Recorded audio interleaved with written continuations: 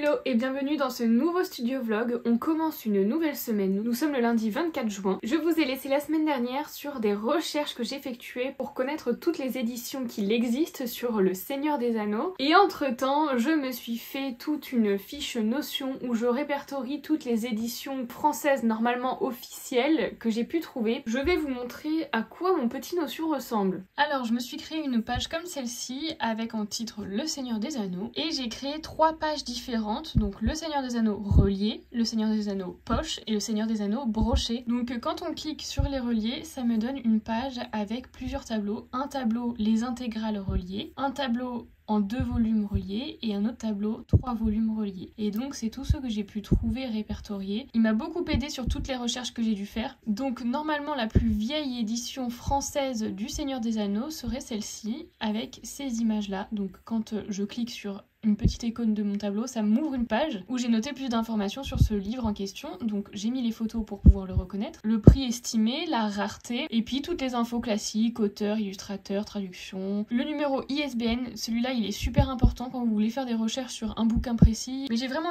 voulu faire un tableau pour mieux m'organiser et pour savoir quel livre j'ai en face de moi si je me mets à chercher sur les sites d'occasion ou dans les brocantes. Et j'ai fait ça, donc pour les poches également, les poches version intégrale. Là c'est tous les poches en 3 volumes. Je peux vous dire que c'était long à faire. Et la même chose pour les brochets. Donc ceci était mon occupation des 2 derniers jours. C'était très long à faire et pas très passionnant dans le sens où l'activité c'était que faire du copier-coller avec des sites où je trouvais les informations dont j'avais besoin. Mais sinon c'était intéressant sur le fait de découvrir toutes les éditions françaises du Seigneur des Anneaux. Là maintenant j'ai l'impression de les connaître par cœur. Je suis contente, c'est une bonne chose de faite. Mais de toute façon ce boulot je vais devoir le recommencer sur tous les autres livres qui m'intéressent parce que là j'ai fait les Seigneurs des Anneaux. Mais là les éditions françaises, je peux faire également sur les éditions anglaises, je peux faire la même chose pour le Hobbit français, anglais, je peux faire la même chose pour les Game of Thrones, je peux faire la même chose pour... Bah vous avez compris en fait, hein, je peux faire la même chose pour tous les livres qui m'intéressent. Et dans les vidéos précédentes, je vous avais dit que je cherchais des éditions bien plus anciennes et certainement des éditions de luxe et que je ne trouvais pas en fait la référence de ces bouquins-là. Et donc je vous avais dit que j'avais découvert que en fait ces bouquins n'étaient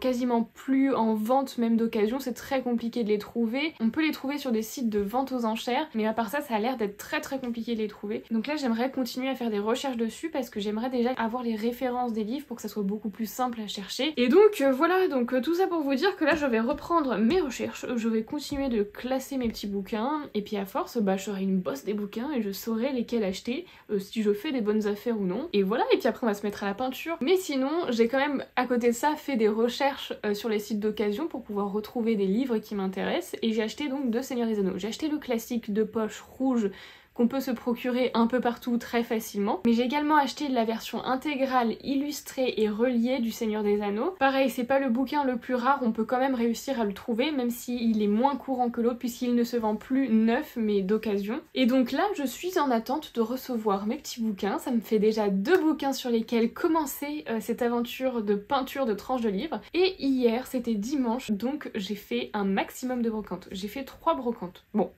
Je n'ai pas trouvé des milliards de choses, j'ai trouvé une chose qui est intéressante. Je me suis dégoté un petit Harry Potter et les reliques de la mort, mais écrit en anglais, qui est vraiment quasiment tout neuf. Il a vraiment pas d'énormes défauts, je le trouve vraiment encore en très bon état. Et en fait, de ce que j'ai compris, c'est la première édition française en anglais. Après, j'ai vu que ce bouquin n'est absolument pas rare, c'est-à-dire qu'on peut le trouver d'occasion sur Vinted très facilement. Mais je pense quand même que j'ai fait une bonne affaire parce qu'il m'a coûté vraiment que 2 € alors qu'il est en super état. Donc ce qui veut dire qu'il se rajoute à ma liste de bouquins.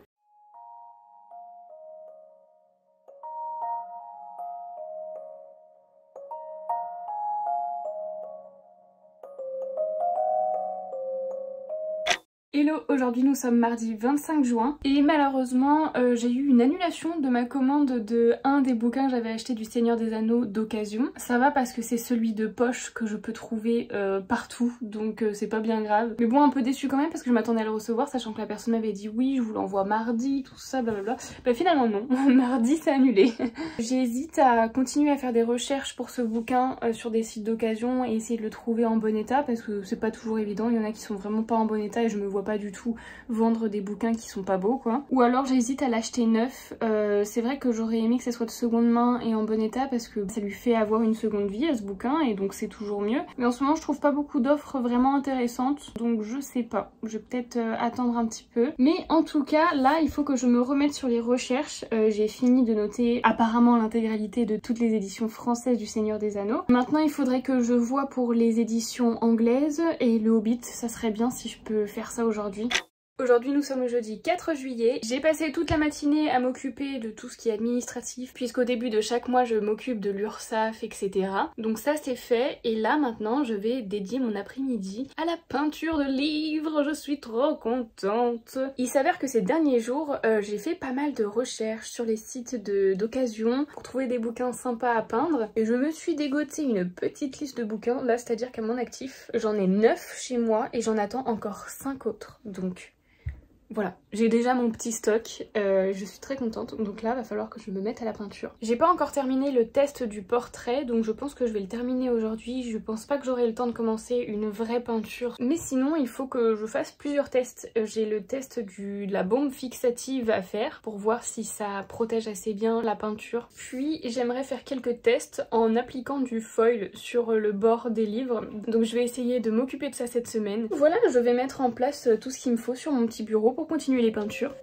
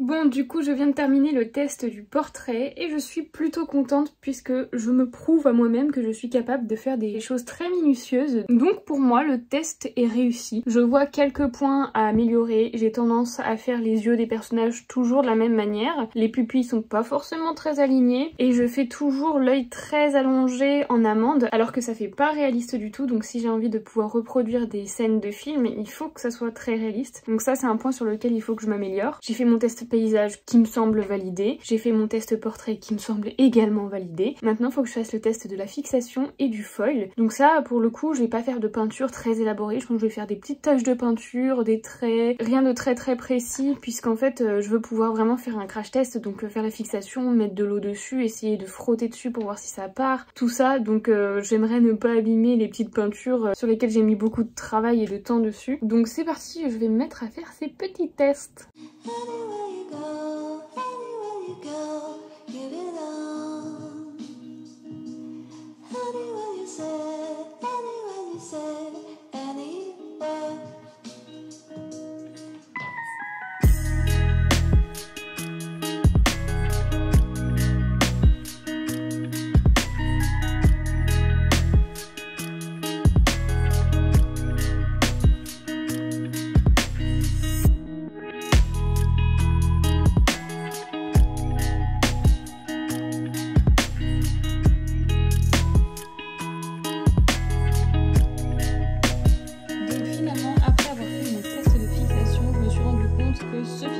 Là en tout cas ne tenait pas assez bien pour fixer la peinture. Une fois qu'on met un peu d'eau et qu'on frotte la peinture, et bah les pigments se défont et donc ça s'étale et ça bave. J'ai utilisé un fixatif pour pastel, donc je savais déjà à peu près que c'était pas forcément le truc le plus adapté. La mission après, c'est de trouver un nouveau fixatif qui protégera beaucoup mieux les peintures.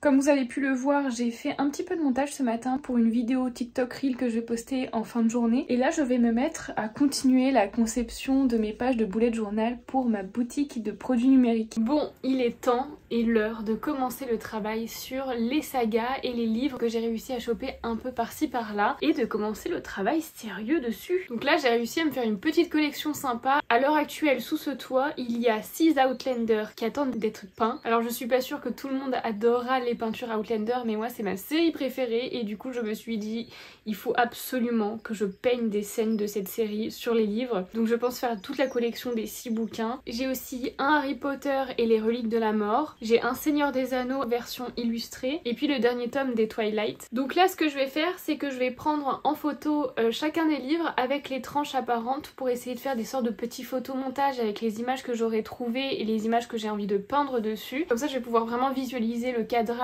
que je veux faire pour peindre sur les tranches. Et voilà, et puis une fois que j'aurai pris tout ça en photo, il va falloir que je cherche les images qui m'intéressent. Ça va être un sacré boulot puisque là j'ai déjà quand même pas mal de bouquins.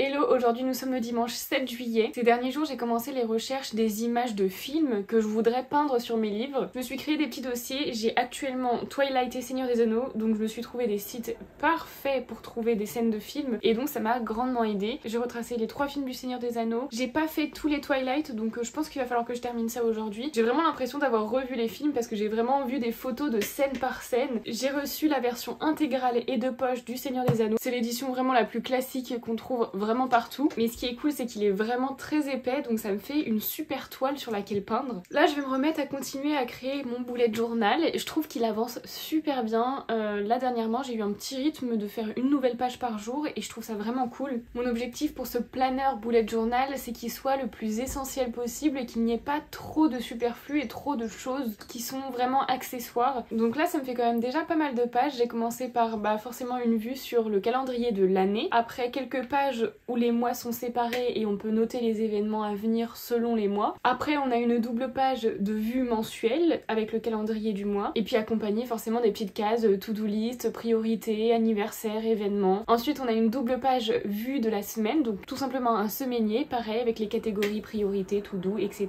Accompagné aussi d'un tout petit habit tracker. J'ai fait 3 designs de tracker différents. Nous en avons un qui est sur l'année, nous en avons un qui est vraiment annuel, donc on a vraiment la vue sur toute l'année, et j'en ai créé 2 qui sont mensuels. Donc je me suis posé des questions en me demandant s'il fallait que je fasse plusieurs versions ou si je me contentais vraiment d'une seule version pour que le bullet journal soit vraiment le plus synthétique possible, parce que c'est ce que je vous ai dit, je veux que ça soit simple et efficace. Mais à la fois je me suis dit ça peut être sympa d'avoir 2 versions différentes d'une même page parce que selon les goûts et même peut-être qu'une fois qu'on a beaucoup utilisé une page, peut-être qu'on se lasse et qu'on a envie d'un nouveau design tout simplement. Donc là la deuxième est sympa. Et ensuite j'ai terminé avec une petite page de gratitude avec des questions à répondre le matin et le soir. Et là maintenant j'aimerais bien terminer avec 2 pages, une qui se concentre sur nos objectifs et la réalisation de ces objectifs, et une page qui serait dédiée à l'organisation de nos finances. Donc je tarde pas plus, je m'y mets maintenant.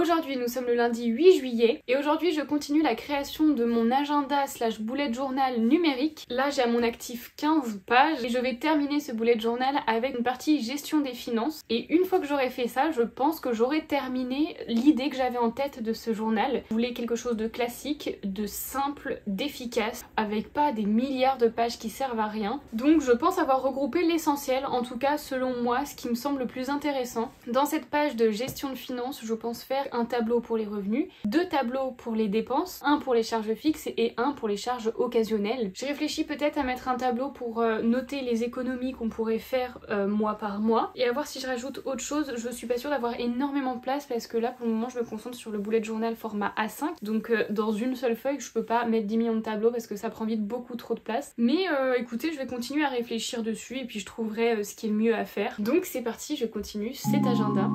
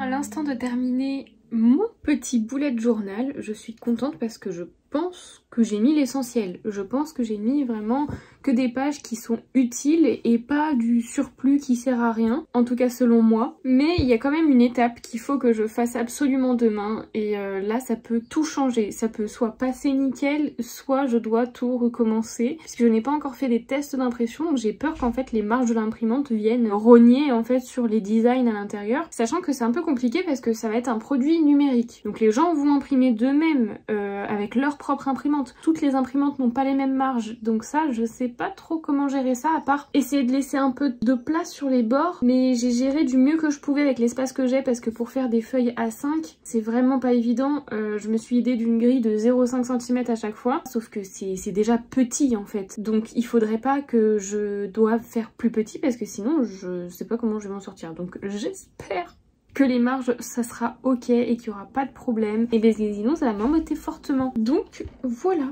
je vais faire une pause je pense pour aujourd'hui et je vous reprends demain.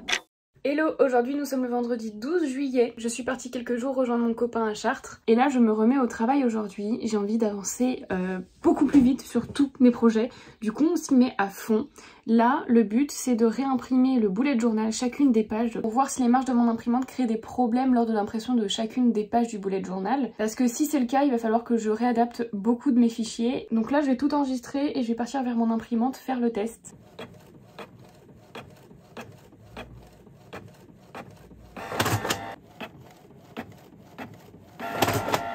Je viens d'imprimer toutes mes pages et je remarque qu'il y a un souci. Alors premièrement j'avais eu un souci sur la taille puisque dans le fond de mes pages j'ai fait toute une grille à petits points comme ce qu'on peut trouver dans un bullet journal classique pour pouvoir tracer des lignes, faire des tableaux etc. Sauf que le problème c'est que quand j'alignais avec ma règle j'avais pas les mesures que je voulais entre les points et ça c'est un problème qui s'est réglé très facilement puisque j'avais imprimé mes fiches avec un paramètre d'impression ajusté alors que j'aurais dû mettre taille réelle. Donc j'ai refait une impression avec taille réelle et là c'est bon, ça a réglé ce problème. Sauf qu'il reste un souci qui est un peu embêtant, c'est que je remarque que toutes les écritures, toutes les zones de texte ont été imprimées un cran au-dessus, ce qui fait qu'il y a des décalages. Par exemple sur ma page tracker du mois où j'ai fait 31 bulles où il y a des numéros à l'intérieur, et ben chacun des numéros n'est pas du tout centré dans la bulle. Du coup ça fait vraiment moche, ça fait vraiment un cran au-dessus. Or que sur Canva, normalement l'affichage était bien, était correct. Je pense que c'est certainement au moment de la conversion entre les fichiers Canva à un PDF qui fait que ça décale tout. Donc je vais réessayer de faire un dupliqué de mon fichier Canva et descendre d'un cran chaque texte. Je suis sur mon fichier Canva et on peut voir que les numéros sont à peu près au milieu, à peu près centrés, alors que sur ma feuille c'est pas du tout le cas. Ils sont beaucoup trop décalés vers le haut. Voilà, embêtant puisque du coup ça va être un travail à l'aveugle, donc je vais devoir faire ça au fur et à mesure. Je sens que ça va me prendre un certain temps parce que du coup je vais devoir modifier ça sur Canva. Je vais avoir l'impression de trop les décaler vers le bas alors que justement au niveau de l'impression ça sera un peu plus en hauteur. Donc je vais essayer de faire ça et on va voir ce que ça donne.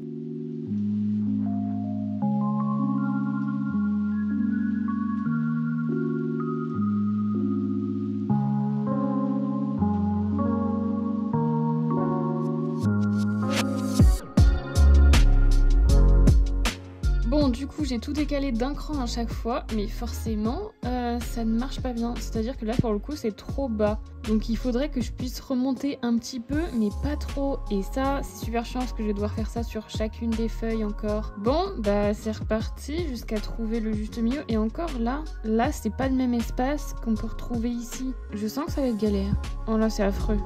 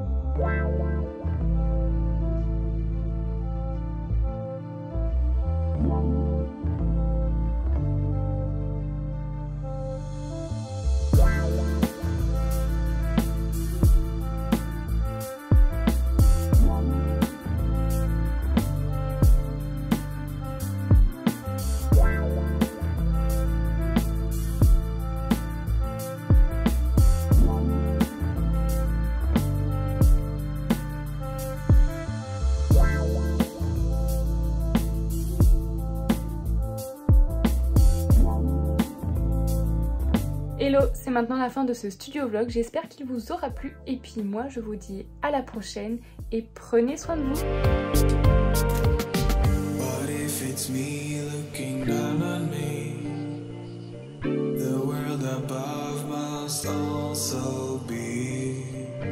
This could go on for infinity.